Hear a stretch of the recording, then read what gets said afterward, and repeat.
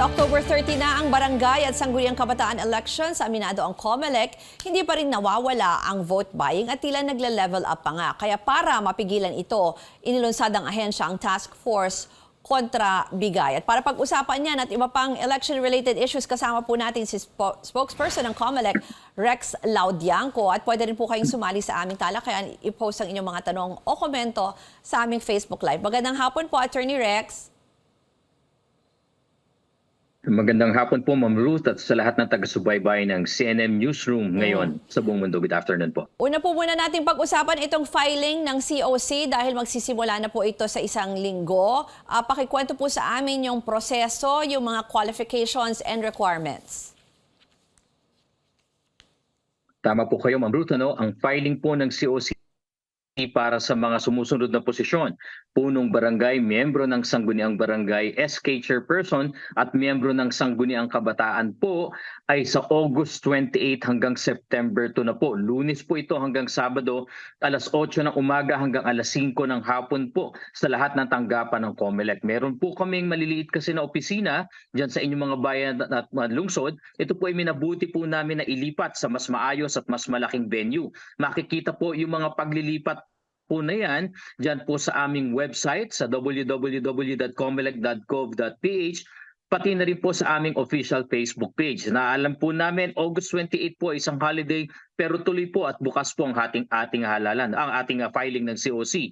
Ang ating pong mga kababayan na nagnanais pong mahalal sa mga nabanggit na posisyon ay kailangan po mag-file ng Certificate of Candidacy. Nakalagay po doon kung para sa ang posisyon yung ating ipa-file na COC, yung mga basic na pangangailangan po na datos tulad ng surname, yung pong ating last name nga po, first name, yung nickname, middle name, kung may asawa, yung inyong paninirahan, kung gaano na po katagal dito sa inyong barangay, pati po kung kayo nakasuhan, yung po mga particulars ng inyong presinto, kung saan po kayo nakarehistro, at iba't iba pa po mga sinusumpaan natin sa batas, gaya po ng pagtupad sa konstitusyon at pag hindi paggawa po ng ating mga labag sa batas. 3 kopya po ito ang isasubmit, Ma'am Ruth, at may kasama pong ID po, picture dito na 2x2. Huwag pong kalilimutan na ito po ay ipanotaryo o sumpaan kung sino man po ang merong kapangyarihan mag-administer ng oath. Pwede po ang aming election officer kung wala po talagang notaryo publiko sa inyong lugar. Isa rin po ang pinapaalala namin, Ma'am Ruth, na lakipan po ito ng documentary stamp. Ito po ay binabayaran natin sa Bureau of Internal Revenue. 30 pesos lang naman po. Isang 30 pesos stamp at ilalagay lamang po ito dun sa unang kopya. Paalala rin po sa atin, ang kwalifikasyon po na maaaring tumakbo sa nabanggit na posisyon para sa barangay, kailangan po kayo at least 18 years old sa October 30, 2023. So Yes. kahit po kayo 17 years old pa lamang, pero pagdating po ng October 30, kayo na ay 30, kayo po ay 18 years old na, pwede na po kayong mag-gain ng COC. Of course, kailangan po kayo ay Filipino citizen, registered voter, residente ng inyong barangay na hindi bababa ng 1 taon mula sa araw ng halalan, marunong bumasa at sumulat ng Ingles at Filipino, at higit sa lahat po hindi na-convict sa anumang offense involving moral turpitude. Lumipat naman po tayo para sa SK chairperson at miyembro ng sangguniang kabataan. Kailangan po unang-una, again, Filipino citizen. Kailangan po residente ng barangay na hindi bababa ng 1 taon mula po dun sa araw ng halalan. Ito po, medyo may komplikado.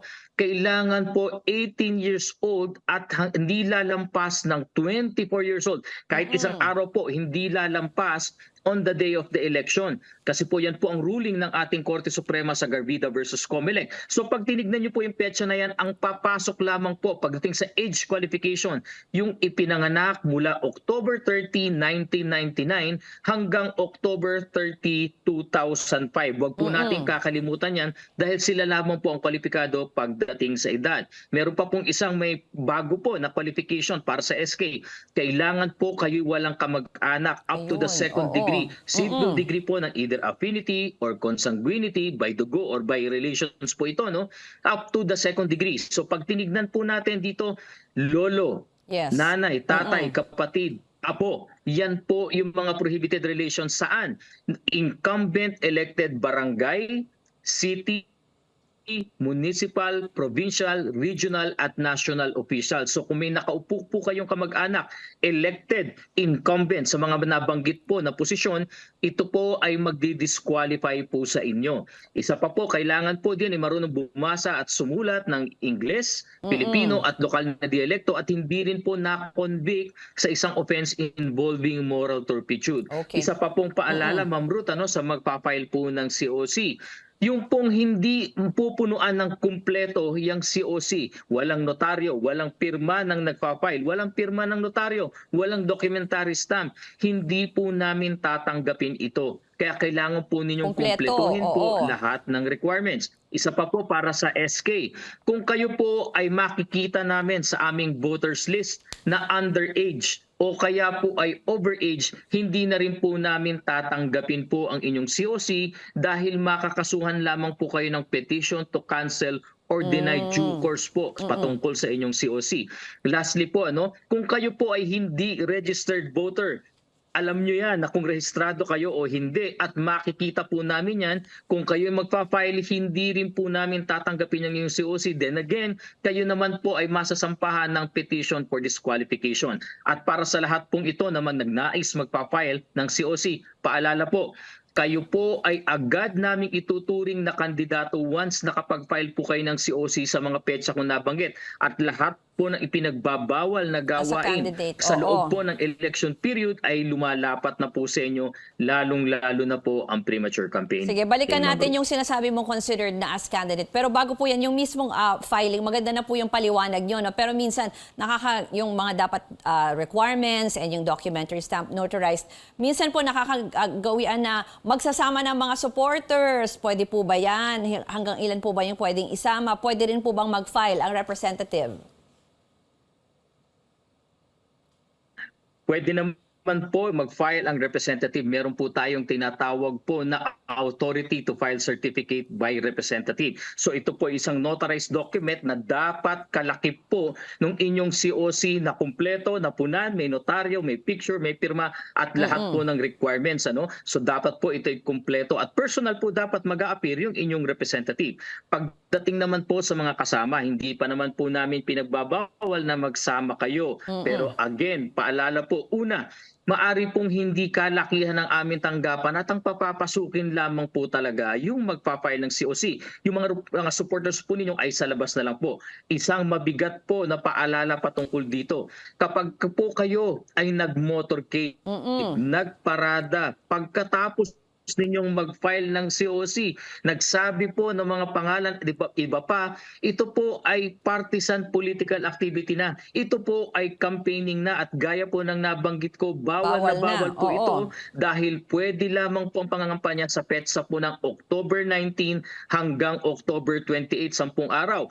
Isa pa pong pinapaulit-ulit namin sinasabi, Ma'am Ruth, ngayon po may mga nakikita na tayo ng mga posters, tarpaulins, nagpapakilala, Ito po sa ngayon, hindi namin kayo mabawalan dahil wala pa naman pong kandidato. Election Hindi pa period, namin maituring na campaign material yan. Pero once nag-file po kayo ng COC, kailangan po ninyong alisin yan dahil po yan ay pangangampanya. Kahit pa ikatwiran nyo po sa amin, wala naman nakalagay na vote, wala naman nakalagay na BSKE, wala naman nakalagay vote for October 30, ganyan-ganyan. Maliwanag po Okay. ang desisyon ng Korte Suprema sa Chavez versus Comelec mula pa po noong 2004.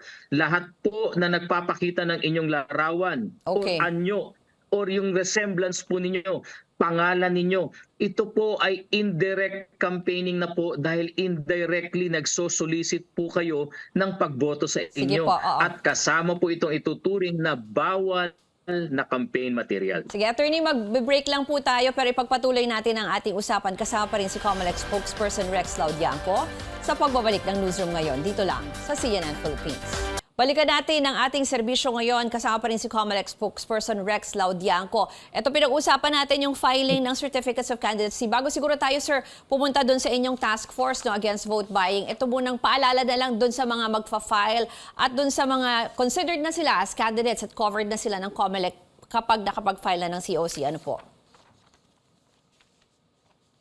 Opo, muli po mula August 28 hanggang September kapag kayo po ay nakapag-file ng Certificate of Candidacy dyan para po sa mga posisyon ng barangay at sangguniang kabataan, agad po kayong magiging kandidato. So again po, pinagbabawal po ang maaga o premature na campaigning. Yung po mga inyong materials, posters, tarpaulins, kailangan po ninyong alisin yan dahil po kayo ay ituturing ng kandidato at pwede lamang po mangampanya sa campaign period mula October 19 hanggang October 28. Lalabagin nyo po ang Section 80 ng Omnibus Election Code kapag ito po ay hindi nyo aalisin o kayo po ay gagawa ng mga hakbanging pangangampanya directly man o indirectly kahit walang vote na nakalagay dyan po, ito ay pangangampanya ayon na rin po sa desisyon ng Korte Suprema. So muli po, pakikumpleto po ang ating COC, siguraduhin na qualified po kayo lalo na po sa SK, tignan kung kayo may kamag-anak up to the second civil degree of affinity or consanguinity mula sa barangay, city, municipal, provincial, regional at national officials na elected po at yung Okay. edad po ninyo ang magko-qualify, pinanganak mula October 30, 1999 hanggang October 30, 2005 po. Okay. At sa 10 barangay nga po pala sa ating pong Taguig City, paalala lamang po, kayo po ay nalipat na po ng simula Makati City, napunta na po kayo sa Taguig City. Wala na po kayong dapat gagawin. Kami na po, ang COMELEC na po ang maglilipat ng inyong voters registration records. Sa mga nagnanais pong kumandidato dun sa 10 barangay po, yung mga EMBO po, EMBO barangay Yes, sa tinatawag, hindi na po kayo magpa-file ng COC sa Makati COMELEC office. Kayo po ay magpa-file na ng COC sa Taguig COMELEC office na mula po August 28 hanggang September 2 ay nasa Taguig Convention Center. Doon Okay. niyo na po ipa-file ang inyong COC. Ito, puntahan po natin, attorney, itong inyong task force kontra bigay kasi alam ko ngayong sinasabi natin parang naging high-tech. Isa laging problema itong vote buying. So parang naging high-tech na itong ating mga kandidato sa pamimili ng because of digital transactions na, yung mga ganyan. Ano po ba ang bago dito? Sabi parang magiging revolutionary na ang inyong mga regulations against vote buying. Tama po kayo, nakasusog na po sa Commission and Bank yung mga proposals po ng ating committee na po, Ma'am Rus. Hindi na lang po siya task force, ito po ay permanent working committee na against kontrabigay. Ito pong pagpapalawig po ng mga presumptions ng vote buying gaya na po ng money ban.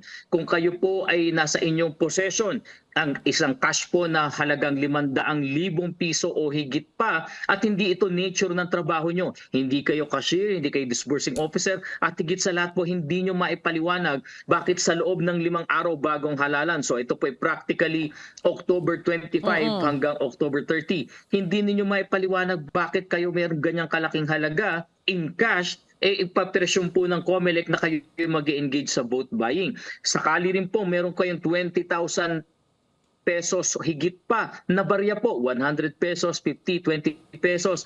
Ito po ay hindi nyo rin maipaliwanag, hindi kasama ng nature ng inyong trabaho o profesyon, i-assume din po namin na kayo po ay nag-engage sa vote buying at vote selling. Mahuli makitaan po kayo sa checkpoint ng indelible ink.